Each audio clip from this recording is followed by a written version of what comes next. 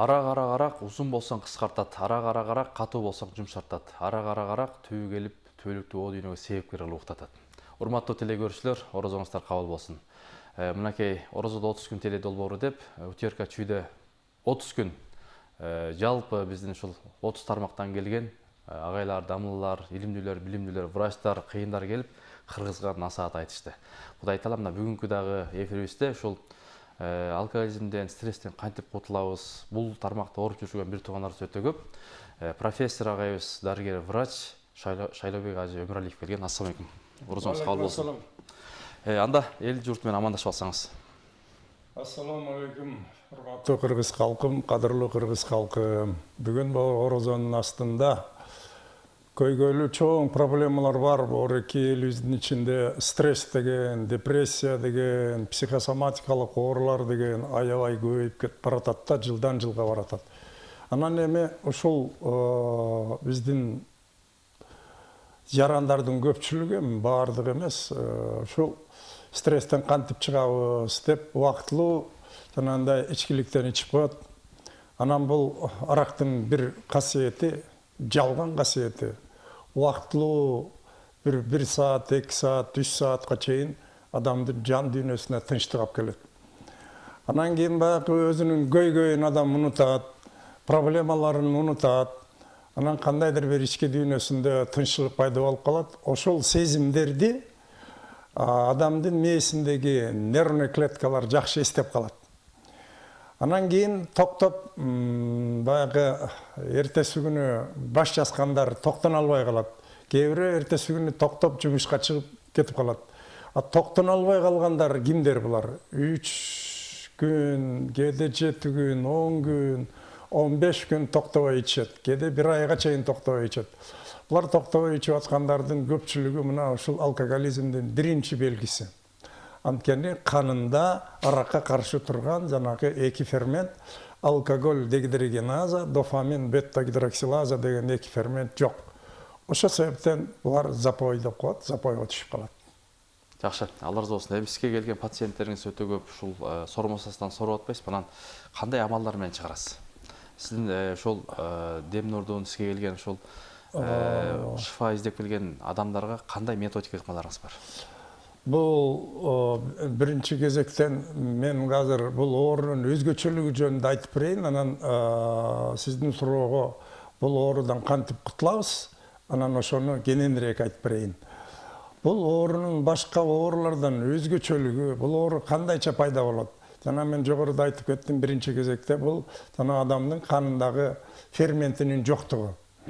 Бул биологический фактор дейбиз. Бул укумдан тукумга берилет. Если менин атамда, апамда бул фермент жок болсо, менде да жок болот. Негизи бул көчмөндөрдө начар да. Ошон үчүн Монголияда алкоголизм оорусу биринчи орунга чыкты. Муну интернеттен көрсөңөр да болот.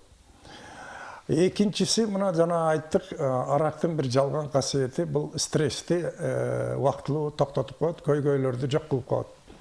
Андан кийинки дагы бир чоң фактор бул социальный фактор дейбиз. Ошо биздеги социальный фактордун ичинен жанагы үрп адаттар. Тойлордо ичиш керек, майрамдарда ичиш керек, день рожденияда ичиш керек, жаңы жылды тосуш керек, 8 март, 23 февраль. Мына ушунун баары адамдын мээсинде, адамдын мээси негизинен компьютер сыяктуу иштейт. Ушул мээде программа катары жазылып калган. Эми бул оору башка оорулардан эмнеси менен айырмаланат? Эмне өзгөчөлүктөрү бар? Мисалы, тиши ооруган киши өзү эле кокуйлайт, эң биринчи кезекте оорунун азабын өзү тартат. Буту сынган киши өзү кокуйлайт. Дагы көп эле ооруда адам өзү биринчи кыйналат. Ал эми алкоголизм дартына чалдыккан адамда эң жакын адамдары 5 киши булар өтө кыйналат. Булар кимдер? Апасы, атасы, аялы, кызы, баласы. Эң эле жок дегенде 5 киши булар ичкен адам арактын уусуна ууланып атса, булар болсо жанагындай токсичный сезимдер, эмоциялар деп коет. Токсин деген бул уу да. Мына эми ушул кандай сезимдер буларды уулантат? Мына кыргызда жакшы сөз бар. Санаасы жок сары сууга семирет деген. Буларды ой баскан, сана баскан, көңүлү чөккөн, уялган, корунган, басынган, кемсинген, коркуп чочулаган адамдар. Мына ушул негативный эмоциялар эгерде үй бүлөсүндө көпкө чейин созулса, ал эми алкоголизм оорусу бул хронический оору, өнөкөт болуп калган оору, кайра кайталанып турат. Мына ушул кайталанган себебинен булар токтоп калганда бу 5 киши эс алып калат. Анан кайрадан баягы тиги ичип запойго кеткенде кайрадан ооруй баштайт. Мына ушинтип анан кийин келатат, канча жыл болду. Алкоголь кандай көнгөн болсо, жана ичкиликке кандай берилип кетсе, булар дагы ушул жанакы эмелерден кутула албай келатат, жана токсичный сезимдерден. Эми жана сиздин суроого кайрылалы. Бул оорудан кантип кутулабыз? Бүгүнкү күндө дүйнө жүзүндө кеңири элге таркаган Миннесота модель алкоголизма деген бар. Бул биопсихосоцио-духовная модель. Духовность деген нерсе бул адамдын руханий байлыгы.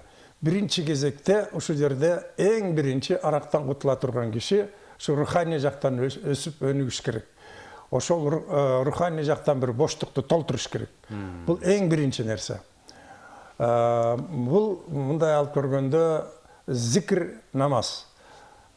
Сөзсүз түрдө муну аткарыш керек.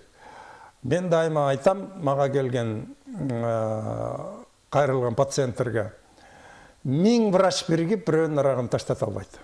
Алла Таала кааласа баарын таштатат. Анткени келген адамдардын көпчүлүгү оюнда эмне бар экенин мен билбейм.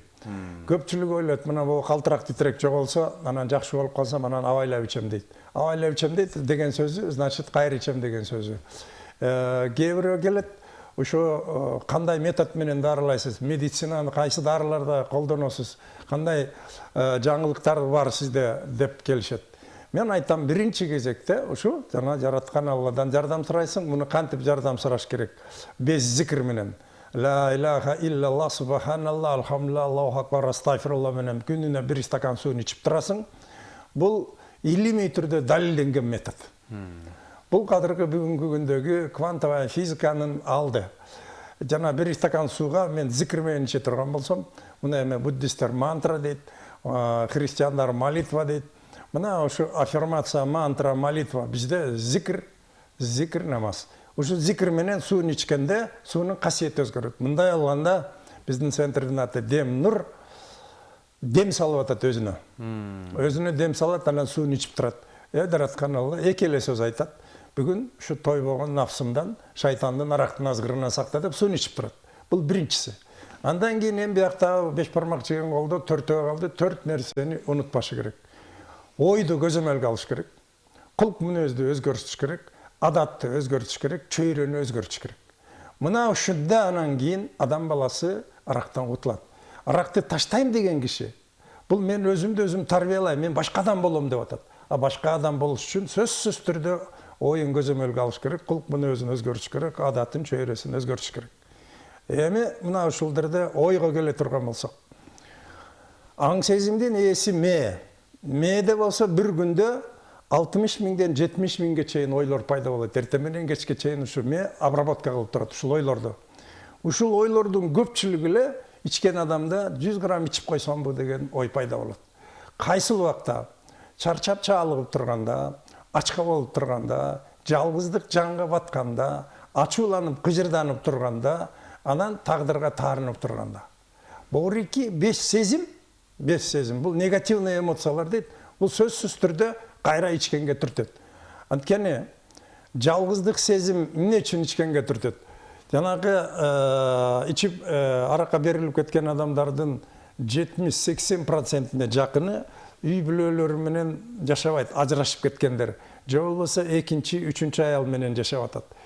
Эми ушундай кезде мына мен бир эле пациенттин өзү врач, невропатолог ичкиликке берилип кетип, талай жумуштан айдалды, 2 аял менен ажырашып кетти.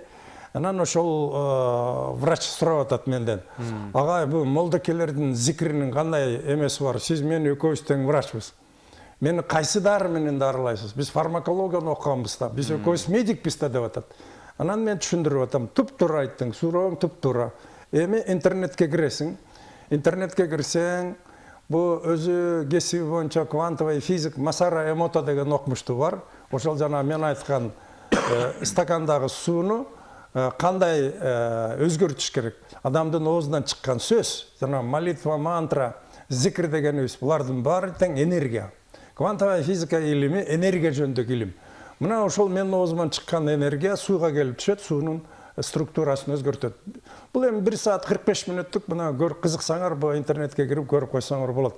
Аны көргөндөн кейін врачтың, невропатологтың көз қарашы 180 градусқа өзгеріп, охо, аға, біз артта қалған тұрбайбызбы дейді. Эми мен айтып атам, ойыңды өзгөрт. Ойыңды эмне менен өзгөртөсүң? Жанакы бизде борки компьютерный вирус сыяктуу эле. Менин ичинде дагы ушундай разрушающий программа или зомби программа деген программалар бар да, булар дайыма ичкенге түртөт.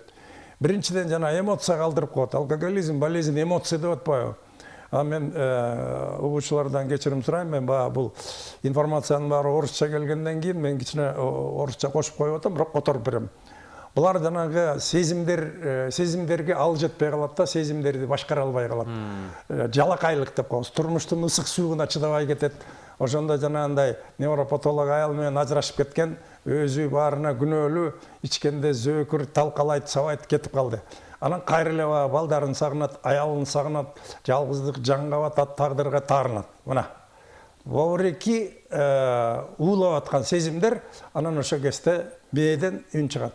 100 грамм ичип койсом бу жаман болуп турам. Мына триггер деген ушул. Триггер бул ошол орну козгогон, ойлорду козгогон нерсе. Анан байкуш ичет дагы кайра запойго түшүп калат. Мына ушинтип эле анан чыга албай келатат. Эми мына ушул жерден айтып коюшубуз керек. Ойду өзгөртүш керек. Ойду дайыма көзөмөлгө алып туруш керек. Эмне деген ойлор бар бир деп.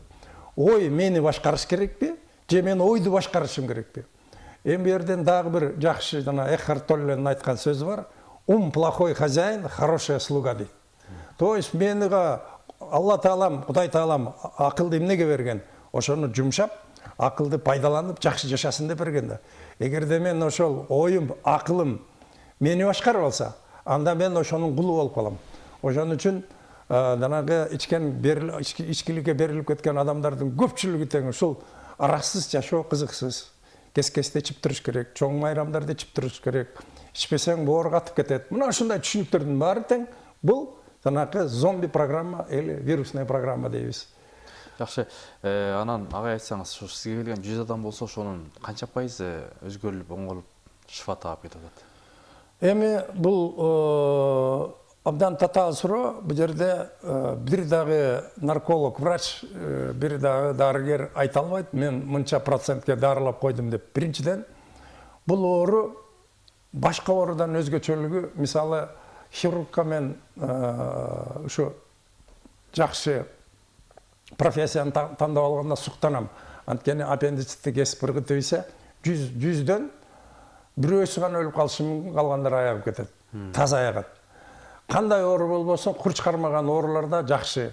Ал эми алкоголизмде кайсы жерин кесип ыргытып ийебиз, кайсы дары менен дарылайбыз, бул өтө татаал нерсе. Эң биринчи кезекте бул адамдын аң сезимин, кулк мүнөзүн, ой жүгүртүүсүн, чөйрөсүн өзгөртүш керек деп айтпадымбы? Ушул төртөөнү өзгөрткөндө мен айтканды аткарып аткандар мына мага бияка бүгүн 5 киши келди. Мага бир жумада 10 киши келе турган болсо, 5өө аягып кетет, таштап кетет. 5өөсү кайра-кайра иче берет. Мына эми сиздин суроого жооп берейин. Кимдер таштай албайт? Кимдер таштап кетет? Баары эле угушат. Уккандан кийин ошол уккан нерсеге амал кылыш керек. Мен айтам, бир стакан сууну куйдуңбу, ошого сен күндө зикир менен ичип тур деп. Ошо зикир менен ичип турасың. Андан кийин ойду, мүнөздү, адатты, чөйрөнү өзгөрт дейм. А кантип өзгөртөсүң? Вот мына ушул жерде кулк мүнөздү өзгөртүш үчүн атайын упражнениялар бар. Бир актай барак кагазды аласың, экиге бөлөсүң, сол жагына жаман адаттарыңды, жаман касиеттериңди, кулк мүнөзүңдөгү. Оң жагына жакшыларын жазасың. Андан кийин муну эмнеге жаздырып атам? Бул биринчиден табыш керек. Эмне деген иттиги бар. Көпчүлүгү кечирим сурайт го эртеси күнү. Иттик менден кетип калыптыр, кечирип койгула деп. Ошо иттик деген эмне? Бирөөнү чаптыңбы, тептиңби, сөктүңбү, дагы эмне кылдың? Мына ушундай кемчиликтердин баарын жазат. Анан калпычы болсо, калпычы, зөөкүр, богоз, кежир, чыйыр боло турган болсо, бул өтө кыйын буларды оңдош. Ошон үчүн өзүн буларды оңдош үчүн өзүн тарбиялаш керек. Сам себе тренер деген менин биринчи проектим бар эле. Ошондо мен мынтип айткам. Сен аракты таштагың келсе, дегенде жанакы бир стакан сууга зикир менен суун ичип турасың, анан ойду, мүнөздү, адатты, чөйрөнү өзгөртүш үчүн 3 күнгө дааватка чыгып кел, андан кийин 40 күнгө чыгып кел. Пайгамбарыбыздын бир жакшы хадиси бар. Бул хадис аябай биздин ушул адамды өзгөрткөн өтө чоң таасири бар да. Эшигиңдин алдында бир чоң таптаза дария же болбосо өзөн агып турса, сен 5 маал чымкып турсаң, сенде кире калабы дейт. Сөзсүз түрдө бул адам таза болот денеси. Эмне жөнүндө айтылып атат? Адамдагы кемчиликтер жөнүндө.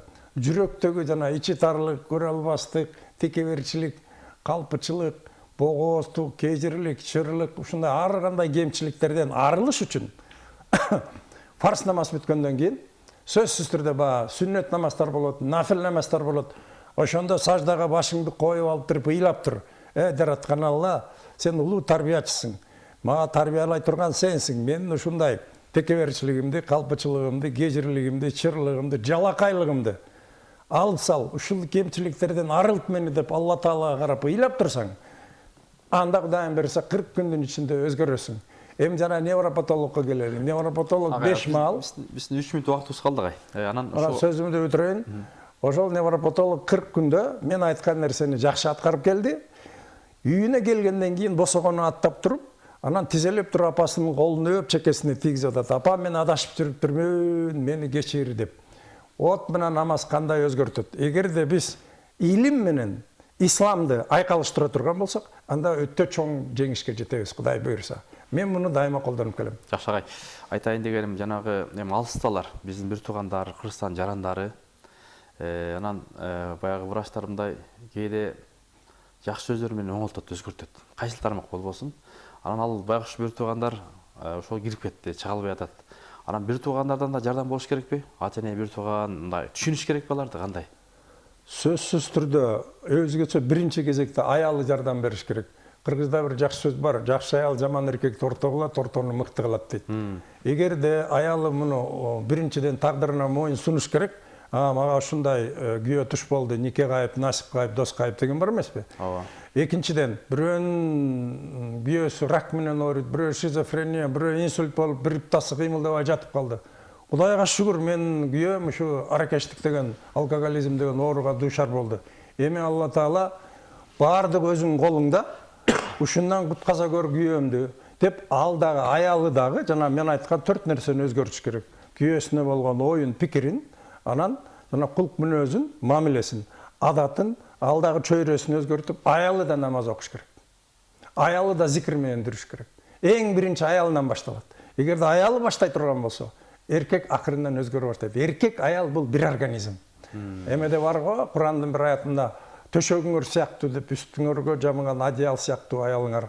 Бул экөө бири-бирине характер аябай келишип калат. Анан жана 5-10 жылдын ичинде уруш талаш көп болот да. Ошого аялы көнүп кала турган болсо, анда күйөөсүн провокация кыла берет, улам ичкенге түртө берет. Жакшы агай, бүгүнкү мына эфирибизде сонун насаат кеңештерди айттыңыз. Ошол берекелүү, жугумдуу болсун. Жыйынтыктап бериңиз. Эми сөзүмдү жыйынтыктай турган болсом, урматтуу кыргыз калкым, ушул алкоголизм деген дарттан, насыбайдан, тамекиден, жана башка баңги заттардан кутула турган болсоңуздар, биринчи кезекте мына улуу Рамазан айы келатат, орозо кармаңыздар. Жараткан Алла биринчи кезекте жардам болот. Ал эми дарыгерлер бир эбепке себептейт. Биз ошол алган билимибизди, топтогон тажрыйбабызды бергенге дайым даярбыз. Баарыңыздарга мен ден соолук, ыйман тилейм. Тынччылык болсун жергебизде. Рахмат. Алла разы болсун, орозоңуздар кабыл болсун. Ушул орозодогу эмне тилек кылсаңыздар, ошол биздин ооруп аткан, ооруканада жаткан, үйүндө ооруп жаткандарга Кудай Таала ден соолук шифа берсин. Орозодогу дуа тилектер кабыл болот дейт. Агай айткандай, сөзсүз бир туугандар, жакындар, эжелер, жеңелер, келиндер жардам бериш керек экен. Бул эми оору. Тагдырга моюн сунуп, сиздердин жардамыңыздар өтө чоң. Жакшылыкка чакыралы, жамандыктан кайтаралы. Кийинки эфирден амандашканга чейин саламат болуңуздар.